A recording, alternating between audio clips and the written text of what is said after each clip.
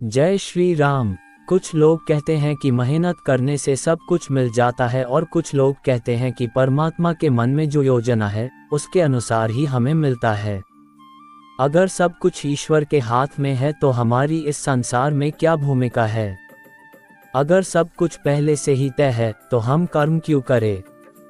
हमारे कर्म करने से क्या फ़ायदा? और अगर सब कुछ पहले से तय नहीं है तो हम कर्म करके या फिर मेहनत से सब कुछ प्राप्त कर सकते हैं। अगर ऐसा होता है तो ईश्वर की जो इच्छा है वह तो झूठी साबित हो जाती है, इसलिए ये भी तो संभव नहीं है। इस स्थिति में कर्म का मूल्य और पूर्व निर्धारित वस्तु का मूल्य कहाँ तक है? हम जो कर्म करते हैं, काम करते हैं, उस काम को करने की बुद्धि, काम करने की शक्ति और काम करने की इच्छा शक्ति कहाँ से आती है? जो बुद्धि है वह हमारी नहीं है। हमारे जो कर्म है और कर्म करने की जो इच्छा शक्ति है उसकी मालकियत हमारी नहीं है, उसकी मालकियत ईश्वर की है। इसका मतलब यह है कि ईश्वर अनंत शक्तिशाली हैं और अपनी उस शक्ति का एक छोटा सा बूंद हमें भी दिया है ईश्वर ने। सब कुछ ईश्वर के हाथ में है। हम सब ईश्वर की संतान हैं। ईश्वर चाहते हैं कि मेरे बच्चे आपस में खेल कूद करें, तर्क करें, प्रेम से लड़ाई भी करें और अंत में मेरे पास आ जाएं। ईश्वर के बच्चे जो करते हैं वह उनकी शक्ति से करते हैं और ईश्वर जो करते हैं वह अपनी शक्ति से करते हैं। हमारे पास जो शक्ति है वह सीमित है और ईश्वर के पास जो शक्ति है वह अनंत है। हमारी जो कर्म करने की शक्ति है वह ईश्वर की शक्ति का एक छोटा सा अंश मात्र है। जैसे खिलौने में चाबी लगा देने से वह चलना शुरू कर देता है, ठीक उसी तरह का संबंध मनुष्य और ईश्वर का है। यहाँ मनुष्य खिलौने के समान और ईश्वर चाबी के समान हैं। ये बात मनुष्य और ईश्वर के संबंध का दृष्टांत मात्र है। इसका मतलब क्या इंसान को कोई भी कर्म करने की आज़ादी है या फिर नहीं? हमको जो शक्ति मिली है उसका मूल आधार ईश्वर हैं। ईश्वर जो चाहेंगे वही होगा, उन्हीं की इच्छा के अनुसार सब काम होते हैं। लेकिन हमें ऐसा लगता है कि मेरी इच्छा के अनुसार सारे काम हो रहे हैं। बुद्धिमान मनुष्य अपनी इच्छा को ईश्वर की इच्छा में मिला देता है। ऐसा करने से ईश्वर की इच्छा और मनुष्य की इच्छा एक हो जाती हैं।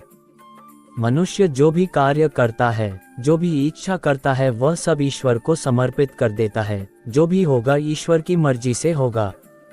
वह मनुष्य अपने आप को भगवान के चरणों में समर्पित कर देता है और अपने जीवन की डोर भगवान के हाथों में सौंप देता है। आखिर में वह मनुष्य की सभी इच्छाएं पूरी हो जाती हैं। इसके लिए प्रत्येक व्यक्ति को अपने अंदर झांकना बहुत जरूरी है। अपने अंदर झांकने से ही मनुष्य को आत्मबोध होता है और मनुष्य की अंतर्दृष्टि खुलती है और वह जागृत होती है। आत्मबोध और अंतर्दृष्टि के अभाव में मानव के लिए अपने जीवन का असली अस्तित्व समझ पाना काफी कठिन है। मनुष्य का लक्षण क्या होना चाहिए? मनुष्य की जिम्मेदारी क्या है? मानव जीवन धारण करने का अभिप्राय क्या है? मैं कौन हूँ? इन सभी प्रश्नों को जानना मनुष्य का कर्तव्य है। इसे जानना और समझना ही मनुष्य के जीवन के लिए सबसे बड़ा कार्य है। इसके बिना मनुष्य का जीवन निरर्थक एवं मूल्यहीन है। मानव जीवन अनमोल है। सौभाग्यशाली मानव ही अपने अंदर झांक कर जीवन का उद्धार करते हैं। अपने अंदर झांकना बुरी बात नहीं है, बहुत अच्छी बात है। इसे समझना मनुष्य के लिए बेहद जरूरी है। इसके बिना जीवन का अस्तित्व समझ में नहीं आता है। हम सदा ही बाहर के दृश्य परिदृश्य, रंग बिरंगे झरोखे देखने में निमग्न रहते हैं। अंदर झांकने में परेशानी होती है। सत्य को अपनाने में दिल गवाही नहीं देता है। असत्य के पीछे भागना हमारी विकृत आदत है और असत्य ही हमारे जीवन के लिए अनुकूल व अच्छा लगता है। इसी आदत को ठीक करने के लिए अंदर की ओर झांकना जरूरी है। इसी आदत से हम खुद को जान सकते हैं। अंदर झांकना काफी कठिन साधना है। अगर अंदर की तरफ मन मुड़ गया और अंदर झांकने की आदत पसंद आ गई तो जीवन में सच्ची सुख, शांति और आनंद हमें निश्चित ही प्राप्त हो जाता है। हम अंदर झांककर सजग होते हैं, ईश्वरीय अनुशासन में जीवन जीते हैं। हमारे जीवन से अंधकार नष्ट हो जाता है और जीवन में प्रकाश आ जाता है। हम काफी संतोष और निश्चितता का अनुभव करते हैं। हमें स्वयं पर विश्वास होता है। जब हम अंदर नहीं झांकते हैं तो स्वयं और ईश्वर पर विश्वास नहीं कर पाते हैं। ईश्वर विश्वासी व आत्मविश्वासी बनने का शुभारंभ जीवन में अंदर झांकने से ही होता है। मनुष्य जब भी अंदर झांकता है उसके जीवन से बुरे कर्म नष्ट हो जाते हैं और वह अच्छे कर्म करने लगता है। मनुष्य की विचार करने की क्षमता और देखने का नजरिया बदल जाता है और वह जीवन में सफलता प्राप्त करता है। इसके लिए हमें ईश्वर से रोज प्रार्थना करनी चाहिए। प्रार्थना विनम्रता का प्रतीक है। वेदों में अनेक प्रार्थनाएं निहित हैं। जब भी ईश्वर की चरण शरण में जाएं, उससे अभयता मांगे, मात्र शब्दों का खेल न खेलें, क्योंकि ईश्वर हमारे मन के अच्छे भाव और गलत भाव को भली भांति जानता और समझता है। प्रार्थना यदि मन से की जाए तो परमेश्वर हमारी पुकार अवश्य सुनते हैं, परंतु अक्सर हमारी प्रार्थना तब अपना पूरा असर नहीं डाल पाती है जब उसमें भाव और पूर्ण निष्ठा की कमी होती है। प्रार्थना में भाषा का उतना महत्व नहीं है जितना भाव का है। प्रार्थना के साथ साथ अपने कर्मों का लेखा जोखा भी अवश्य करते रहें, तब जाकर बात बनती है। प्रार्थना में मन मस्तिष्क की एकाग्रता के साथ साथ समर्पण का भी विशेष महत्व है। सच्ची प्रार्थना वही कर पाते हैं जिनका हृदय मंदिर पवित्र होता है, क्योंकि परमात्मा का निवास निर्मल मन में ही होता है। जो मनुष्य छल कपट से दूर है वह परमात्मा के करीब हैं। प्रार्थना वस्तुतः प्रेमोपासना की सर्वोत्तम विधि है। भगवान श्री कृष्ण ने द्रौपदी की प्रार्थना सुनकर चीरहरण के समय उनकी लाज रखी। वे भक्तों की आंतरिक पुकार सुनकर दौड़े चले आते हैं। जो सच्चा भक्त है उसकी प्रार्थना सदैव यही रहती है कि हे प्रभु, मैं आपके ध्यान में हमेशा बना रहूं। आपकी कृपा हमेशा चाहिए, क्योंकि आप कृपा सिंधु हैं। कमी हमारी पुकार में है, आपके देने में नहीं।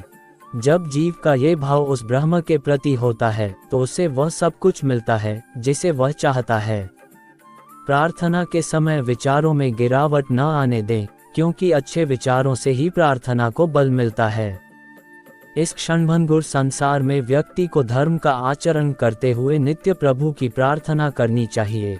जब भी कुछ याचना करनी हो, हाथ उस एक मालिक के सामने ही फैलाएं, क्योंकि उसकी प्रार्थना से जीवन पवित्र होता है। उसकी कृपा से हमारे पाप, हमारी दृष्ट वृत्तियां नष्ट हो जाती हैं।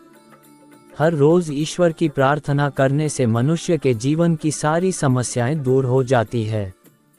ध्यान से ज्ञान पैदा होता है और ध्यान के बिना ज्ञान खो जाता है। एक पल एक दिन को बदल सकता है, एक दिन एक जीवन बदल सकता है, और एक जीवन पूरी दुनिया को बदल सकता है। आप केवल वही चीज खोते हैं जिससे आप बंधे होते हैं। हम अपने विचारों से आकार लेते हैं, जैसा हम सोचते हैं वैसे हो जाते हैं। स्वास्थ्य सबसे बड़ा उपहार है, संतोष सबसे बड़ा धन और वफादारी सबसे सच्चा संबंध है। जीवन में हजारों लड़ाइयां जीतने से अच्छा है कि तुम स्वयं पर विजय प्राप्त कर लो, फिर जीत हमेशा तुम्हारी होगी, इसे तुमसे कोई नहीं छीन सकता। जो व्यक्ति थोड़े में ही खुश रहता है, सबसे अधिक खुशी उसी के पास होती है। बुराइयों से दूर रहने के लिए अच्छाई का विकास कीजिए और अपने मन को अच्छे विचारों से भर लीजिए। हम जीवन में तभी असफल होते हैं जब हम असत्य का सहारा लेते हैं। हमेशा याद रखें कि बुरा कार्य करना मन में बोझ रखने के समान है। इसलिए जीवन में अच्छे कर्म कीजिए, अच्छे विचार कीजिए। एक बात हमेशा ध्यान में रखिए, इस दुनिया में जो भी कुछ होता है वह ईश्वर की मर्जी से होता है। जिस ईश्वर ने दुनिया बनाई है वही ईश्वर हमारी बिगड़ी किस्मत भी बना सकते हैं। इसलिए जो भी कुछ मांगना है ईश्वर से मांगिए, वो तुम्हें अवश्य देंगे। अपनी अंतर आत्मा में झांककर देखिए और हमेशा बुरे कर्मों से दूर रहिए। ऐसा करने से ईश्वर तुम्हारी प्रार्थना अवश्य स्वीकार करेंगे और तुम्हारे बिगड़े हुए सारे काम बन जाएंगे। जय श्री राम।